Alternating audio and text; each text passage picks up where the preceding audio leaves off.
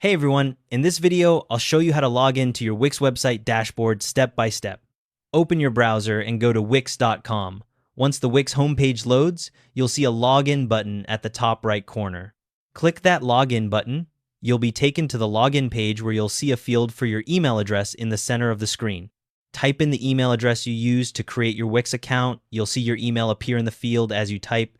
Once you've entered your email, click the Continue with Email button just below the email field. After you click it, a password field will appear on the screen. Type your password into that password field. Your password will show up as dots or asterisks for security. Now click the login button below the password field. What happens next depends on how many sites you have. If you only have one site in your Wix account, you'll be taken straight to that site's dashboard. If you have multiple sites, you'll see a sites page instead. If you're on the sites page, find the site you want to work on and click the Select Site button next to it. That'll load your site's dashboard where you can manage everything for your site.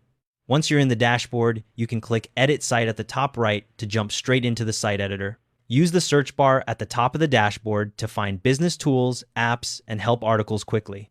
If you have multiple sites and need to switch between them later, click the site name at the top left of the dashboard. Let me know if you have any questions in the comments.